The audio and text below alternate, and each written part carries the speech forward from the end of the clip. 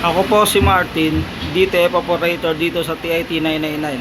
Nagamit ito ng 6 na araw na may bilang na 136 meters. Ito naman po ang printer head area. Ang huling palit po ng color dot white noong November 29, 2025 po. Ito naman po ang aming capping na may 100% good condition. Head clean.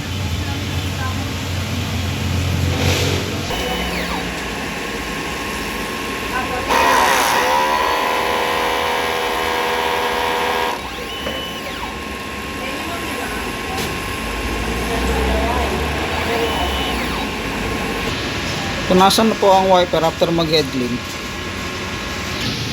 Nozzle check. Ito po, buo naman po lahat. Ang ink system po namin, tama lang po ang level. Ito naman po ang aming waste tank, nalinis po kahapon. Ito naman po ang aming ABR.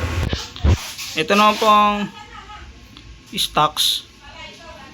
Ito naman po ang stock ng anyos. DTF powder or DTF pin. Ito naman po yung weekly physical inventory report, updated.